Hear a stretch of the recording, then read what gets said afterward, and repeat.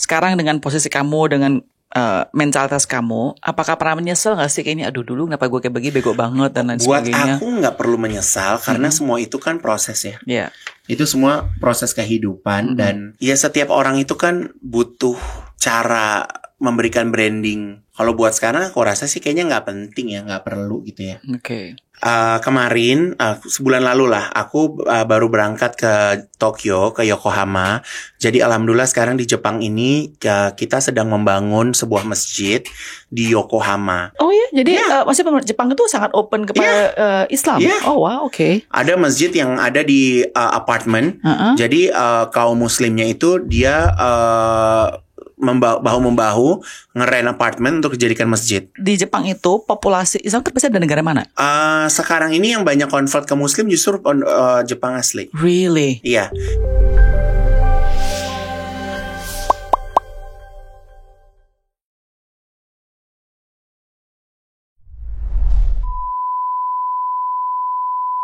Sudah kedua kalinya berarti hari ini Ivan Gunawan Igun is in the house. Tapi ini studio pertama kali sih studio yang baru ini ya. Jadi setelah kemarin terakhir ini sekarang udah berapa? Udah 2 tahun terakhir ya? 2 tahun terakhir ya? Udah lama banget ya? Iya udah lama banget loh. Sekarang jadi kayak lebih serius ya? Dulu juga serius sih. Cuma kamu lebih serius sekarang. Masya Allah. Oke, so let's talk about it ya. Oke. Kamu naik haji bulan kapan? Kemarin bulan Mei kalau bulan Mei. Ya. Itu pertama kali. Pertama kali. Kamu kan dulu saya ingat gak sih kalau salah awal tahun lalu deh. Saya ingat saya WhatsApp kamu. Saya bilang mau interview nggak? Kamu bilang nggak dulu deh. Saya capek banyak drama. Saya ngomong apa deh dipintam orang salah-salah kayak begitu. Pertama-tama, kenapa sih kamu memutuskan untuk naik haji?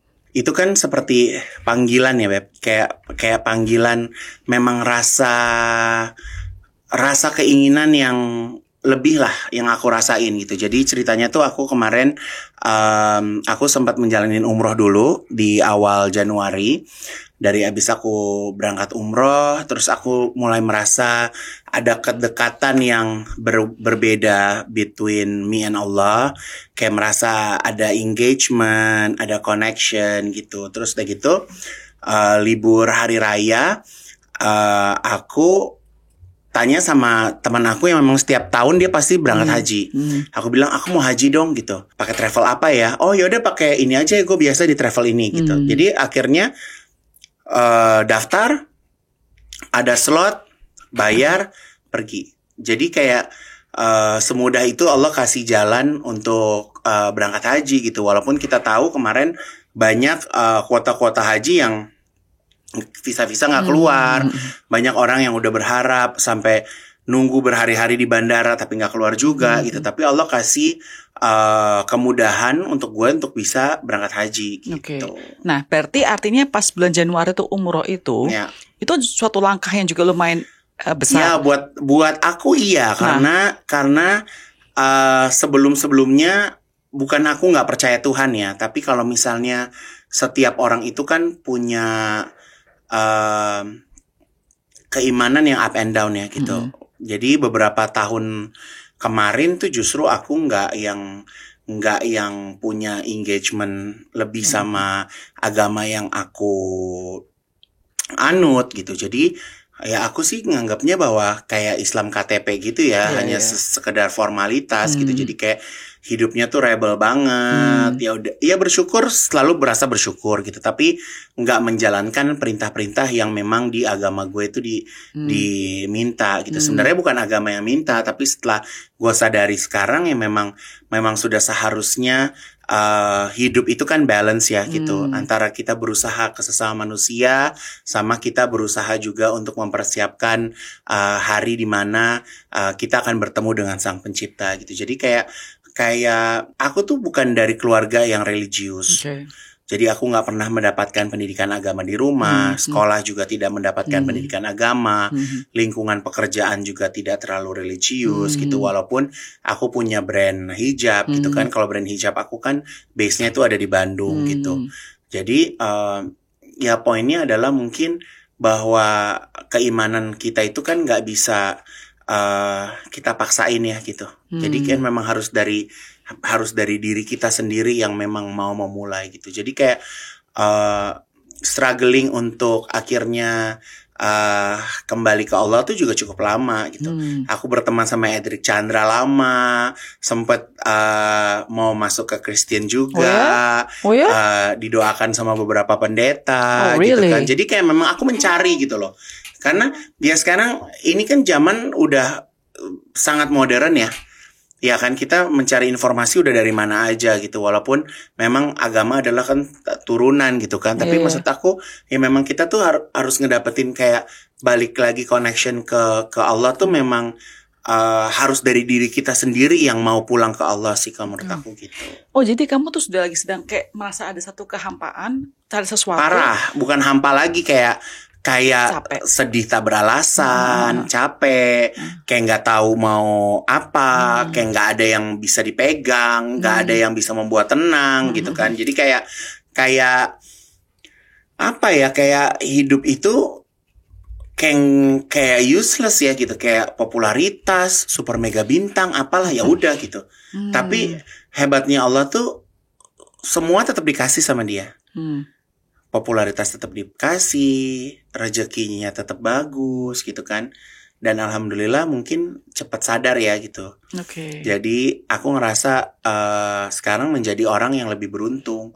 Aku merasa Allah itu memberikan kesempatan, memberikan talenta, memberikan ruang pekerjaan yang dimana ruang tersebut tuh selama 25 tahun berkarir tuh mereka benar-benar support sama aku. Justru kalau misal dilihat aku nengok ke belakang, di butik aku tuh ternyata sangat agamais.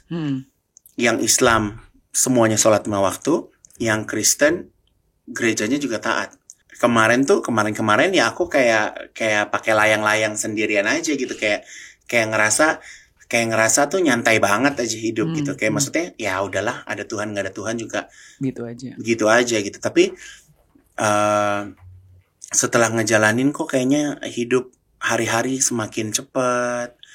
Kayak udah banyak orang-orang yang malah yang di usia-usia yang jauh di bawah kita lebih duluan pergi gitu kan. Jadi kayak merasa udah sesiap apa sih kita gitu.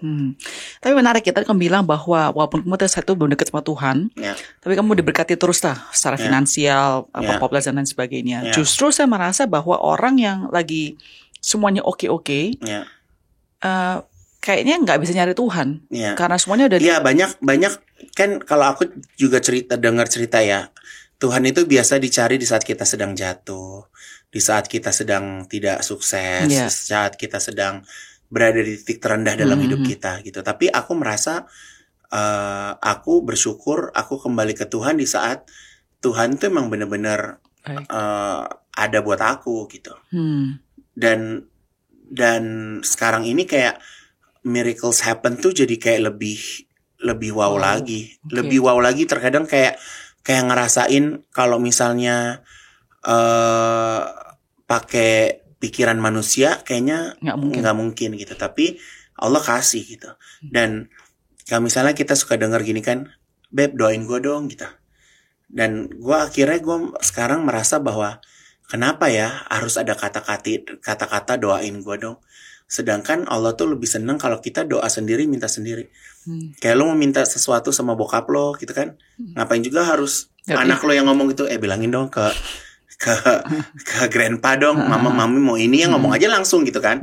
Perkara mau dikasih kan, bisa kasih nanti, bisa kasih sekarang, bisa kasih besok gitu kan. Jadi ya kan sama aja gitu.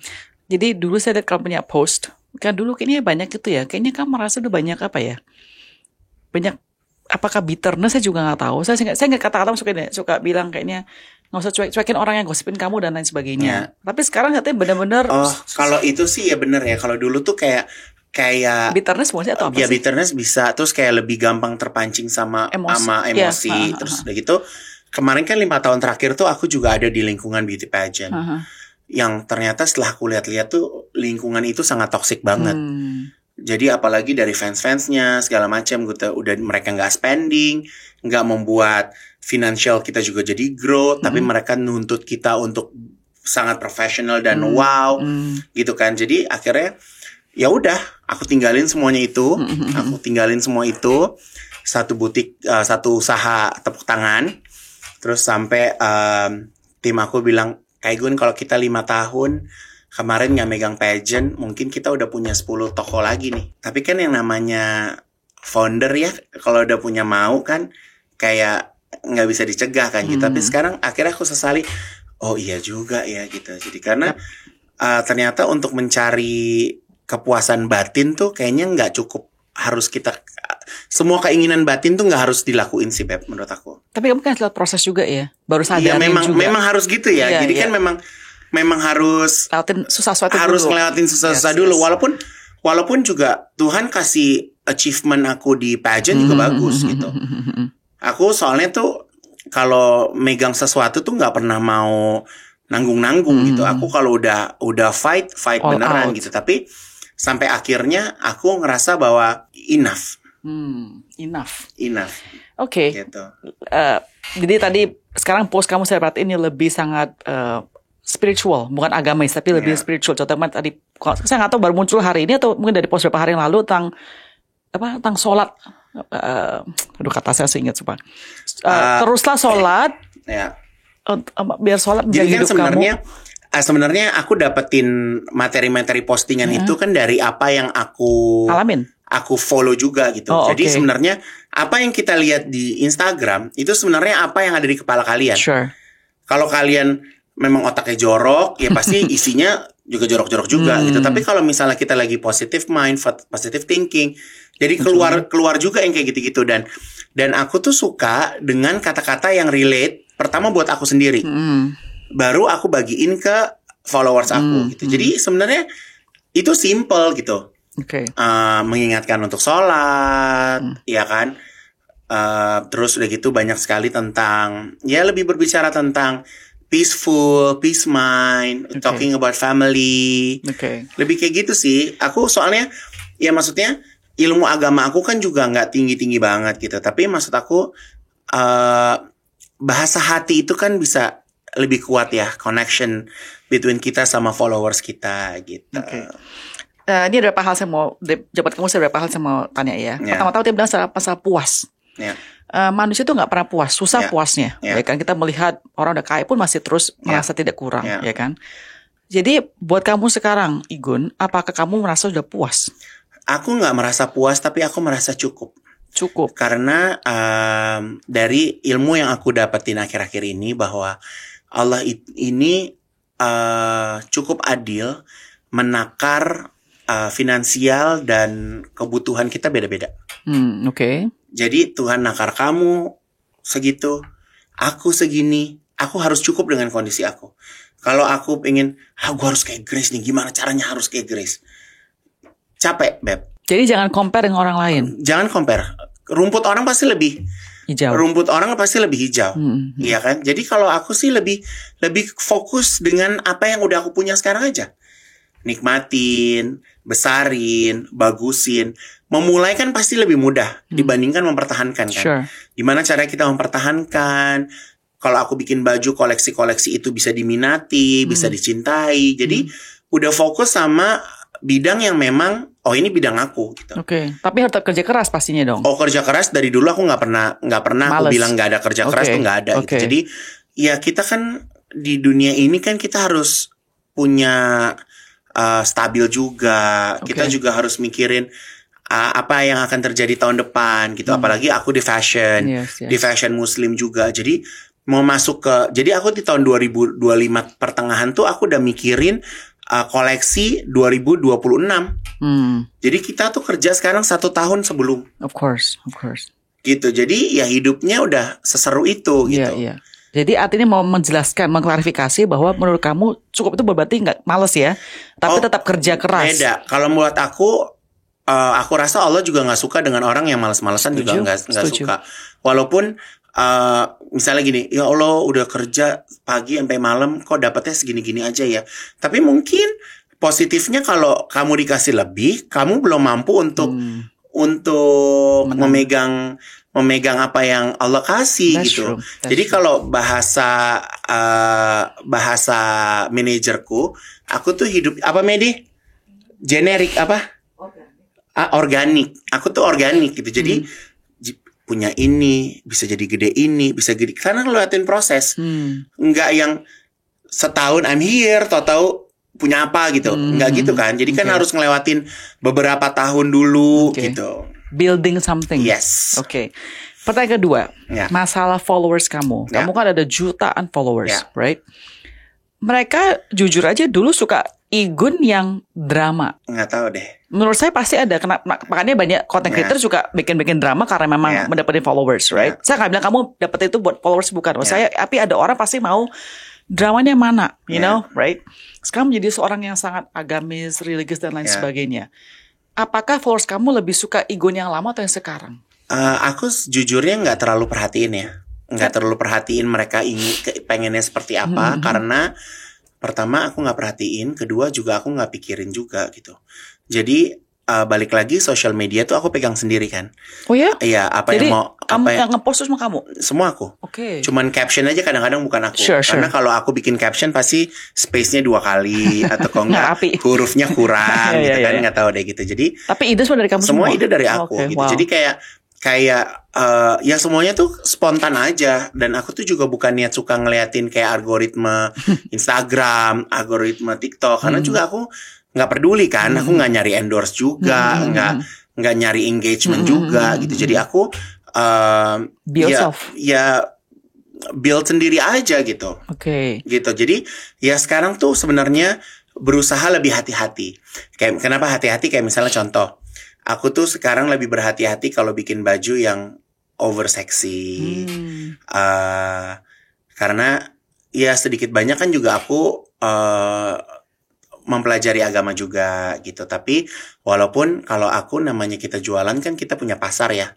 Ada pasarnya yang suka bajunya seperti apa, ada pasarnya yang seperti apa. Juga aku harus ngikutin pasar aku juga gitu.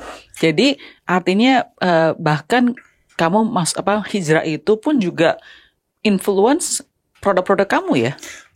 Buat aku iya. Wow. Buat aku iya. Jadi ya karena memang kalau misalnya aku tuh kan customer aku tuh rata-rata umurnya 30 tahun ke atas gitu. Memang perempuan-perempuan yang matang gitu. Jadi bukannya Gen Z, bukannya kayak remaja-remaja gitu, enggak gitu. Jadi ya memang ya baju-baju yang aku buat sih memang relatif lebih sopan ya gitu. Walaupun ada kejut-kejutnya gitu, tapi cenderung lebih sopan lah. Wow, oke.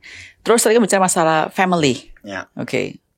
Saya dengar katanya riset saya mengatakan bahwa kamu sekarang pengen settle down. Bener gak sih itu? Settle down tuh apa maksudnya? Maksudnya pengen berkeluarga gitu. Bener gak sih itu? Sebenarnya kalau berkeluarga aku rasa semua orang juga pengen berkeluarga ya. Enggak juga sih. Enggak ya? Enggak.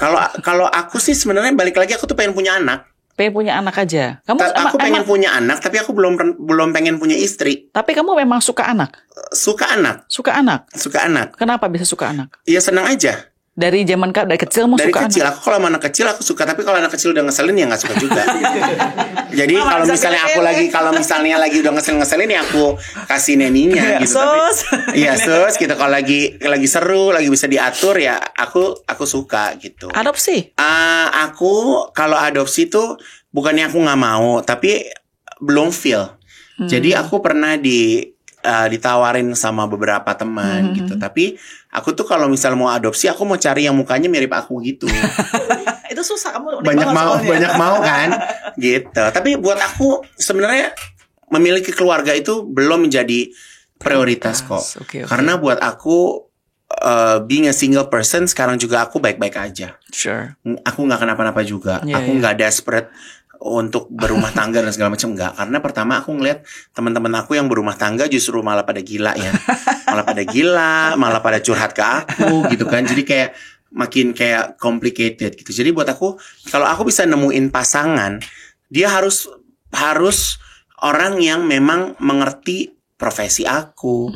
Jadi I don't want to be a someone else. Sure. Karena itu udah orang terdekat kita gitu kan. Sure. Gak bisa dia bisa ngerubah wangi kentut kita. Sure. Gak bisa. Dia udah mau, ya lo harus terima gitu. Accept you as who you are. Iya kan. Jadi kan emang harus kayak gitu kan. Sure. Banyak kok sebenarnya yang ngedapetin pasangan yang bisa bener-bener fun gitu, bisa terima pekerjaan. Jadi benar-benar jadi orang yang pertama yang tahu segala sesuatu tentang kita gitu. Jadi balik lagi ya, Igun zaman dulu. Ya kan tadi saya bilang banyak kontroversi dan drama dan lain sebagainya. Sekarang dengan posisi kamu, dengan mentalitas kamu, apakah pernah menyesal gak sih kayaknya aduh dulu kenapa gue kayak begini, bego banget dan lain sebagainya? Buat aku gak perlu menyesal karena semua itu kan proses ya. Itu semua proses kehidupan dan ya setiap orang itu kan butuh cara memberikan brandingnya tuh kan caranya beda-beda gitu kan. Jadi memang aku mungkin harus dandan menyeleneh, harus makeup, harus apa, bikin kontroversi apa, memang harus ada seperti itunya gitu. Tapi kalau buat sekarang aku rasa sih kayaknya nggak penting ya, nggak perlu gitu ya. Kayaknya udah kayak aku kayak sebenarnya lebih kayak yang pertama, circle pertemanan tuh juga aku udah sangat kecil banget. Aku udah gak pernah pergi malam, udah gak pernah party-party gitu. Sebisa mungkin dan harus mungkin untuk udah tidak minum alkohol. Even aku pergi ke restoran yang dia jual alkohol aja aku gak mau masuk. Gitu. Jadi kayak kemarin pas aku lagi ke Jepang tuh kayak udah susah banget cari makan kayaknya. Udah jam 9-an gitu. Terus ada satu restoran tuh rame banget. Sampai ngantri-ngantri. Pas udah masuk duduk ternyata main course-nya tuh adalah bir. Jadi main course-nya bir. Jadi orang tuh ke situ duduk minum bir. Minum bir sama segala macam makanan yang pakai babi. Ya udah gak bisa makan lah gue. Iya kan? Gitu. Jadi harus cari keluar lagi. Jadi memang jalaninnya jadi lebih effort. Tapi buat aku ya ini pilihan yang aku ambil gitu. Karena kalau misalnya aku once aku minum atau once aku makan babi, aku gak mau ibadahku keganggu gitu. Masalah ibadah ini ya. Kan ada statistik menunjukkan bahwa Indonesia adalah negara yang paling banyak berdoa, paling banyak orang beragamanya. Agama apapun juga, Islam, Kristen dan lain sebagainya. Tapi at the same time banyak komentar netizen bilang tapi negara beragama cuma lihat kelakuan masyarakatnya. Banyak pelaku seksual contohnya di gereja kah, di masjid, pesantren dan lain sebagainya. Jadi kamu memang bukan pakar agama, saya juga pakar agama. Tapi menurut kamu, apakah namanya keagamaan ini banyak hipokrisinya? Kalau buat aku, agama sama karakter manusia itu kayaknya sebuah perbedaan yang harus dipisahkan deh. Coba jelaskan. Karena kalau menurut aku, agama tuh selalu memberikan kebaikan buat umatnya. Ya kalau misalnya pelaku agama bisa melakukan sodomi, melakukan pemerkosaan, aku rasa itu bukan karena agamanya. Karena mentality dari personalnya aja emang udah cabul. Loh, tapi kan agama sih kan bisa misal contoh dia bilang dia orang dia bisa mengubah. Dan aku melihat bahwa itu mungkin agama dijadikan tameng atau pelindung dia. Orang kan ngelihat nggak mungkin lah masa Pak agamais gitu dia bisa melakukan itu kan. Jadi dia bisa denial kan. Dia bisa kayak ngumpet-ngumpet gitu. Tapi dia nggak sadar bahwa Allah is everywhere. Ya sebenarnya keburukan apa yang kita lakuin mau sampai kapan juga pasti akan ketahuan kan. Kayak lo korupsi. Ya lo bayangin aja masa lo udah korupsi, lo masih sholat 5 waktu, masih baca Quran, terus masih korupsi juga, mau ngapain juga kan.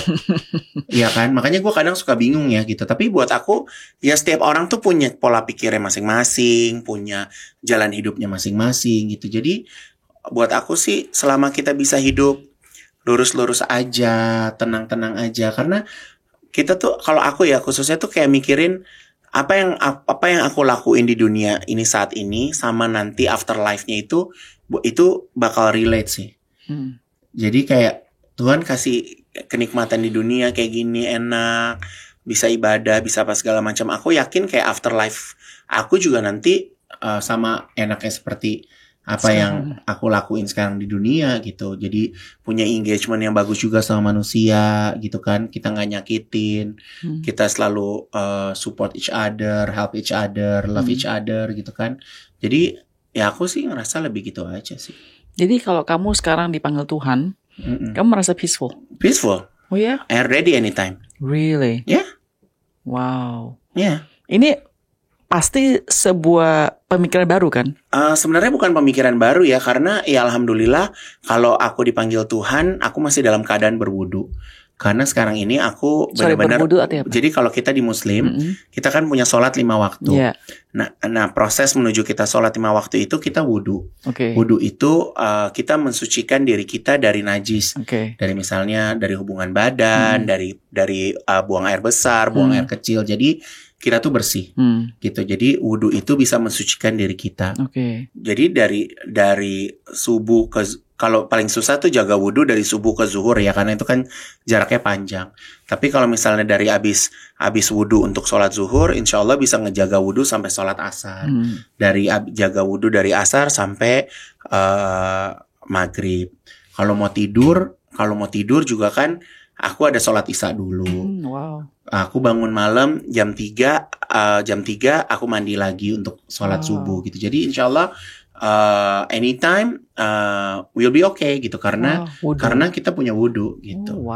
Jadi wudu, kita wangi gitu. Jadi makanya aku bilang sama orang-orang kalau aku tuh suka sholat ketemu Allah di tempat yang proper. Di musola yang enak, musola yang bagus. Kalau musolanya kurang bagus, aku support karpet. Diam-diam aja taruh karpet gitu. Jadi kalau aku sering ke sana, aku tinggal sholat gitu. Kadang suka beli pewangi di musola gitu. Jadi ya kayak gitu sih gitu.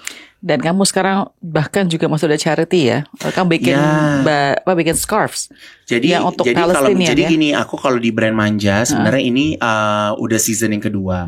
Season yang pertama itu kita kemarin nyumbangin sekitar 1,5 miliar. Kita berhasil, kita bikin kerudung Palestine, dan pada waktu itu tuh kita hanya berjualan di sosial media. Nah, ini Indonesia doang atau di mana? Indonesia aja. Indonesia doang. Aja. Nah, tahun ini kemarin 2 bulan yang lalu aku buat pameran fashion installation di Margo City Depok. Aku bikin 18 seri kerudung, aku pamerin di situ selama 9 hari. Dan alhamdulillah kita menyentuh hampir angka 3 miliar. Wow, dan itu semua disumbangkan ke? Jadi keuntungannya kita sumbangkan untuk Palestina lewat Basnas. Basnas. Gitu. Jadi dalam minggu ini kita akan kirimkan sumbangan tersebut lewat Basnas, dan insya Allah kita akan mengirimkan bantuan lewat udara. Oh wow, oke. Ya, karena kan ini buat umat ya, Beb. Jadi aku maunya bahwa sekecil apapun customer aku yang ikut involve, mereka percaya gitu sama sama event yang aku buat juga gitu kan, gitu. Kamu pasti jelas dari hal ini kamu adalah seorang pro-Palestinian kan ya? Of course. Yeah. Nah, pertanyaannya adalah apakah seorang yang pro-Palestina itu harus memboikot produk-produk yang kesannya? Kalau buat aku sih, kalau aku boikot, aku nggak sefanatik itu. Tapi kalau ada produk-produk yang aku rasa kayaknya dia support banget, sih konsepku adalah aku tidak memboikot, tapi aku tidak membeli. Oke, tapi kamu tidak pernah menyuarakan. Enggak, aku tidak pernah. Aku sampai hari ini aku tidak pernah menyuarakan boykot. Karena kalau menurut aku, misalnya gini, boykot di produk lokal. Kalau aku sampai ngomong gitu boykot, aku tuh mikir kan pekerjanya kan masih orang Indonesia juga kan, Beb. Aku takut kalau misalnya nanti mereka harus dipecat, harus mereka dikeluarkan, mereka susah lagi nyari kerja gitu kan. Jadi ya cukup dari aku aja gitu. Misalnya aku biasa beli kopi ini. Jadi nggak jadi. Iya kan? Ya aku beli kopi yang lain aja. Gitu kan? Biasa makan ayam ini. Ya aku cuma makan ayam ini aja. Aku biasa burgernya ini. Aku beli aja burger yang lain. Tapi aku nggak keluar dari mulut aku bahwa aku memboikot gitu. Kamu mau nunjukin satu hal barang yang menarik di hari ini? Iya, jadi aku tuh kemarin sebulan lalu lah aku baru berangkat ke Tokyo, ke Yokohama. Jadi alhamdulillah sekarang di Jepang ini kita sedang membangun sebuah masjid di Yokohama. Jadi masjidnya ini luas tanahnya kurang lebih sekitar, aku lupa ya, 300 atau 350 meter. Itu nanti akan ada 2 lantai dan berada di posisi jalan yang orang gampang banget untuk melintas. Jadi kemarin tuh waktu aku ke Jepang, surprisingly mudah banget kita nyari tempat sholat, Beb. Sorry, bentar. Jepang itu apakah terbuka untuk bikin masjid kayak begini? Iya. Terbuka? Terbuka. Oh wow, oke. Jadi kayak seperti di Tokyo, di Ginza, di salah satu department store di Ginza, itu dia punya musola. Oh ya? Ya. Mana? Dia punya di Ginza, aku lupa nama. Apa nama di Ginza? Coba yang kemarin kamu ngedit. Itu di lantai rooftopnya, dia punya musola. Aduh, cakep banget. Oh ya, jadi maksudnya Jepang itu sangat open kepada Islam. Oh wow, oke. Gitu. Jadi aku terus udah gitu aku ke beberapa masjid. Ada masjid yang ada di apartemen. Jadi kaum muslimnya itu dia bahu-membahu ngeren apartemen untuk dijadikan masjid. Oh. Gitu. Nah, ini yang masjid yang kita buat ini di Yokohama sekarang. Iya. Ya. Dan orang-orang yang biasanya di Jepang itu populasi Islam terbesar dari negara mana? Sekarang ini yang banyak convert ke Muslim justru Jepang asli. Really? Iya. Karena kemarin aku sempat bareng sama Ustadz Fatih, kita berangkat ke sana, kita bikin acara Amazing Muharram. 20% tamu yang datang itu orang Jepang. Oh iya? Ya. Mereka umur apa? Muda atau tua? Muda sampai tua. Oh ya? Kayak di luar orang Jepangnya biasa ada Indonesia? Iya kan ada orang Indonesia, ada orang Turki ya, gitu. Ya. India mungkin ya? Enggak ya? Kayak Bangladesh gitu, tapi kayaknya nggak banyak ya. Tapi banyaknya kayaknya memang orang Jepangnya sendiri kayaknya yang memang tertarik untuk belajar Islam. Oke, alright. So sorry about Masjid Yokohama ini. Nah, jadi Masjid Yokohama ini aku pengen menggerakkan. Ini kan podcast kamu banyak yang nonton ya. Amin. Ya kan, jadi aku lagi menggalangkan dana. Aku mau menjual satu tas yang aku beli pada saat aku ulang tahun. Umur ke? Mungkin sekitar 4 tahun yang lalu ya.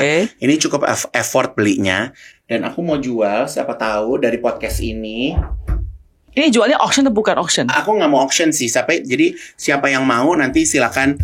Siapa ini? Sorry. Kasih nomor telepon Tia. Nanti ditaruh di bawah ya. Ya, ingat ya Raffi ya. Wow, jadi it's ini crocodile. It's crocodile. Ini ada Birkin Croc. Ini asli dong? Asli dong. Aku udah bawa ke Paris, aku udah steam dan segala macam. Dan ini pernah aku pakai. Jadi aku pengen jual ini ke siapapun yang tertarik. Siapapun yang tertarik, aku nggak mau nyebutin angkanya berapa. Seberapa yang bisa aku dapetin, itu langsung aku sumbangkan semuanya untuk pembangunan masjid di Yokohama. Wait, sorry, kan kamu kan belum auction ini kan? Bukan auction, jadi aku mau jual aja. Tapi kalau sesuatu kamu ada orang kasih harga A, kamu kasih harga B, ya aku pilih yang paling tinggi. Oke, jadi tapi nggak ada minimumnya gitu? Ya minimumnya sih di angka 500 juta. 500 juta guys. Iya. Mungkin ibu mau beli, Bu? Kamu lihat pakai kroko nggak saya? Rasanya ngapain? Ntar, saya mau ide ya. Saya boleh nggak saya search aja? Coba search. What is this?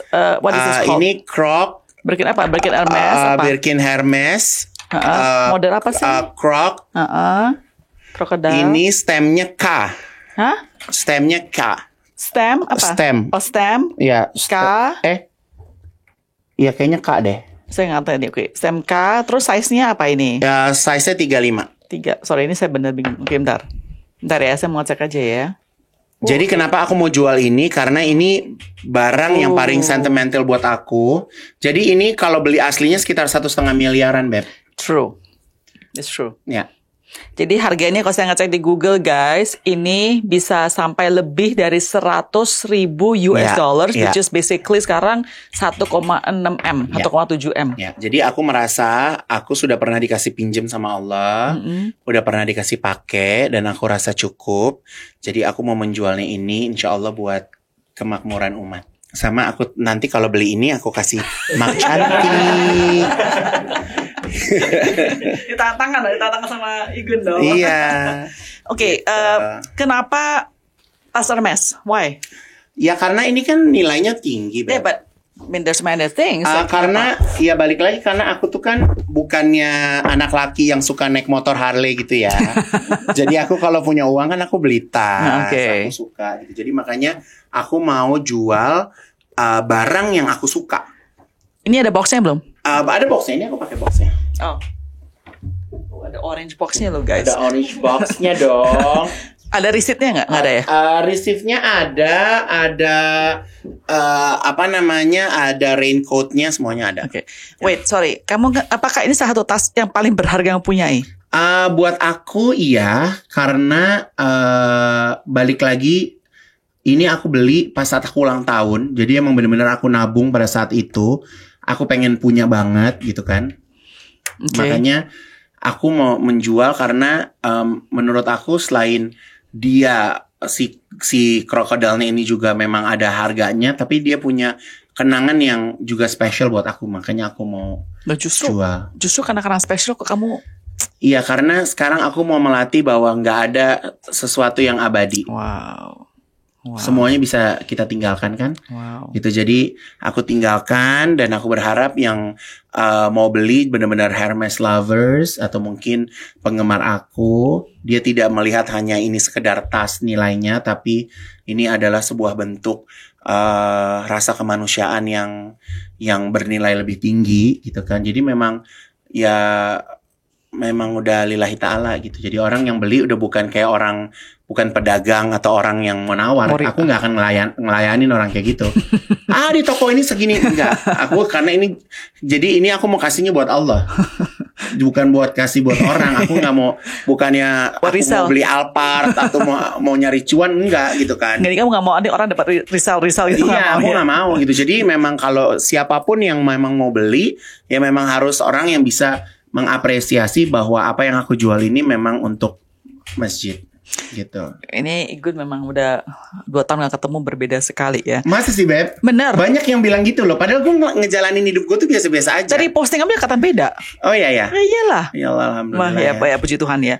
Oke, ada beberapa pertanyaan dari komunitas dari followers ya. Pertama jadi jangan sensitif ya buat saya tanya loh. Ini komunitas yang tanya. Oke. Ya. Gimana kronologi soal produk hijab yang karyanya dibajak? Sedih banget. Jadi aku tuh udah tahu kerudung aku dibajak itu dari sekitar 2 tahun lalu kayaknya ya. Tapi itu kemarin aku tuh lagi nggak sengaja lihat live Shopee, Beb. Muncul di sana. Terus dia bisa jualan kerudung gue seolah-olah dia yang buat, anjir. Terus kamu gimana sekarang? Ya gue capture lah itu, gue posting. Kamu nggak somasi dan lain sebagainya? Somasi belum masuk ke langkah itu. Tapi alhamdulillahnya followers langsung masuk ke sana. Bilang jual palsu loh gitu segala macam. Jadi aku tuh jual kerudung tuh di harga 279, 135 gitu. Dia bisa jual kerudung di harga 38.000. Ya Shopee kan pasti mahal. Dan itu tuh pasti pemain besar, Beb. Oh gitu. Itu karena kalau orang jual 38.000, berarti kan dia udah dapat cuan dong. Iya benar. Orang yang produksi itu tuh pasti kan dia beli 20.000, dia modal 20.000, dia lepas ke pasar. Kan zolim, Beb. Dan padahal kan juga barang itu kan buat kamu membantu orang-orang yang di Gaza tersebut. Nah, sebenarnya kalau buat Gaza itu memang aku punya special collection. Oke. Jadi special collection. Oh, ini bukan yang ini ya? Bukan ini, ada 18 seri. Jadi aku nggak mau beda-beda, nggak mau aku gabung-gabungin gitu. Jadi ada yang special collection sama yang biasa. Dan kalau di Manja ini nanti setelah Palestina ini aku ada special collection lagi, temanya Yokohama, Jepang. Karena kasus yang masjid ini. Iya, karena sekarang lagi mau buat Yokohama. Jadi pembangunan masjid di Yokohama itu kapan selesainya? Berapa miliar ya itu? 30 miliar deh kalau nggak salah bangunnya. Mahal banget ya. Berarti gede banget ya. Mahal banget enggak, karena dia tuh pakai ini loh, Beb, pakai canang yang buat gempa 9. Strukturnya. Iya, strukturnya. Terus tanahnya aja kan juga udah mahal. Terus beda banget kan, aku lagi bangun masjid juga nih di Jakarta di Pondok Cabe. Gaya bangunnya sama bangun di sana tuh beda banget. Sana tuh kayak bersih banget gitu bangunnya. Peraturannya. Iya, tapi ya seru lah gitu. Jadi jadi ada yang baru lagi gitu. Oke, tapi sorry, baliknya masa kasus produk hijab ini apakah sudah di stop atau masih berkeliaran? Setelah aku perhatiin dia beberapa hari kemarin sih nggak live ya. Tapi masih. Ya, kalau maksud aku gini, kalau aku mau action, aku kayaknya lagi ngumpulin nyawa juga. Aku nggak mau energi aku habis. Yes, that's true. Ya, aku nggak mau energi aku habis. Ya, Louis Vuitton, Gucci aja kan di Hermes itu aja di copy kan gitu. Apalah seorang Ivan Gunawan gitu. Ya sebenarnya satu sisi bersyukur, berarti produk aku adalah produk yang berjalan di pasar kan gitu. Tapi sedih aja gitu. Aku nggak mau orang yang beli produk aku merasa dia juga Ya terkopi gitu. Sure. 38.000 Beb. Oke. Ya. Iya, kadang ada yang namanya Irfan Gunawan. Kalian nggak ada yang pakai kan? Enggak ya, awas loh. Gitu. Oke. Setelah buka bisnis F&B, Igun mau buka bisnis apa lagi? Jadi aku bisnis F&B aku alhamdulillah sekarang aku lagi jalan banget. Aku punya namanya Nasi Kulit Ma Igun. Yeah, I know, I saw that. Aku berpartner sama King Abdi, sama Master Chef Gagal. Dia cuma sampai top 12 kalau nggak salah. Tapi masaknya enak. Itu kayak makanan rumahan. Dan aku happy. Kenapa? Karena aku bisa jual makanan 250 gram nasi, 2 kulit, sayur, sambal di harga 15.000. Jadi kalau sama minum tuh ya sekitar 20 ribuan lah gitu. Jadi aku seneng jadi followers aku bisa makan. Berapa banyak cabangnya sekarang? Sekarang udah 6. Wow, 6 mau 7. Alhamdulillah gitu. Jadi ya seneng aku kalau lagi lagi banyak waktu aku keliling, aku stop by, aku ngelayanin pembeli, aku duduk, take pictures gitu. Jadi aku tuh memang buat Nasi Kulit Ma Igun ini, aku nggak mau orang makan karena Ivan Gunawan. Aku maunya orang makan karena rasanya enak dan harganya murah. Dan itu ngantri-ngantri sampai jam 12 malam tutup. Oh ya? Wow. Ya. Tadinya tutupnya jam 2 kalau weekend karena mau memfasilitasi orang dugem. Tapi sekarang I don't care sama orang dugem. Udah tutupnya jam 12 aja.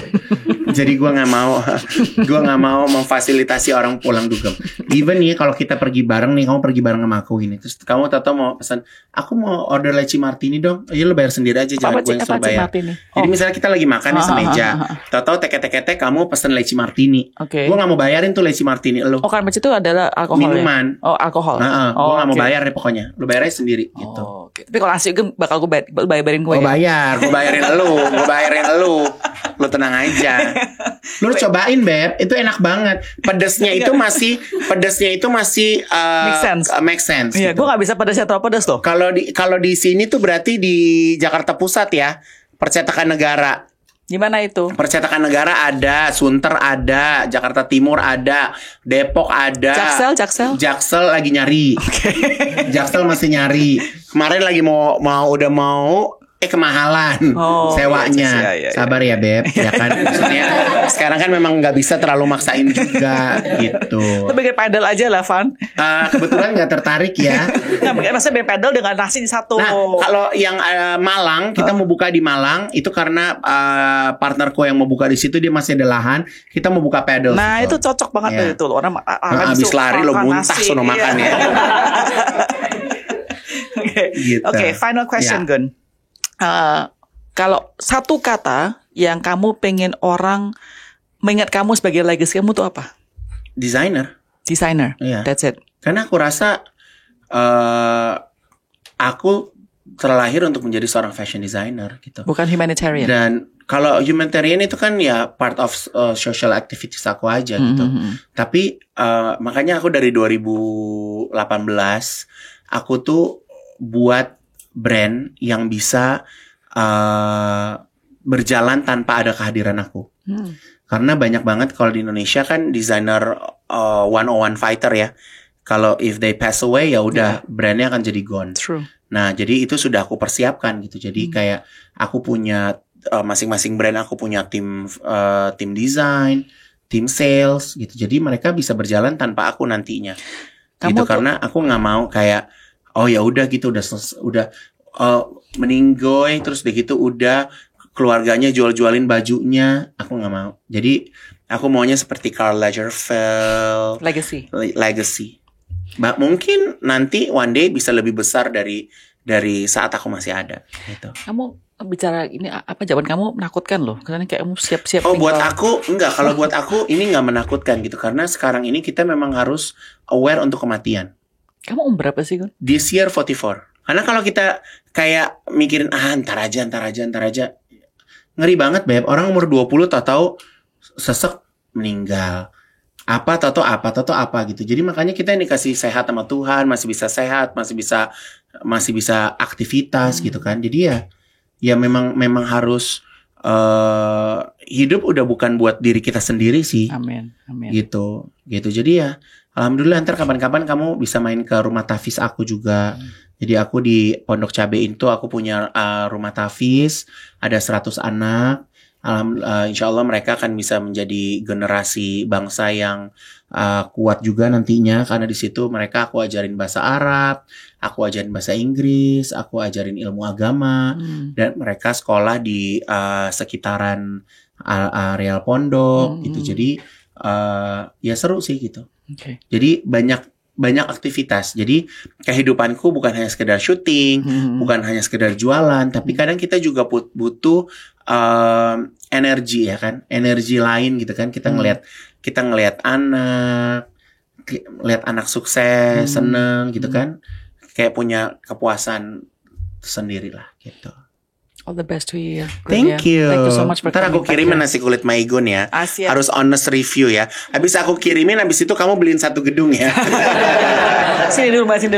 Jadi kalau nasi kulit Maigun itu, kalau sekarang nih kita kalau kayak Jumat Berkah gitu, kita tuh bisa datang ke area. Jadi kayak ada prasmanan gitu. Jadi bisa pesan 100 porsi, 50 porsi gitu. Oke. Seru. Bisa deliver. Ayo siap deh, ayo anak. Ya, ajar ya. 1 gedung ya. Kita sama kita punya paper dulu. Jadi seneng banget. Gue tuh kapan ngeliat postingan lo pakai dress, lo cakep lo Beb. Gitu, kau nggak bagus di kawinan Luna ya? Di kawinan enggak, yang di hutan-hutan lo kawinan. Oh iya, teman gue. Ini nggak bagus gitu. Gue lihat dia pakai dress lo. Kita kayak ada perjuangan dan doa ya. Perjuangan sekali itu. Gue juga udah lama nih nggak pakai dress. Thank you so much, guys. Thank you so much.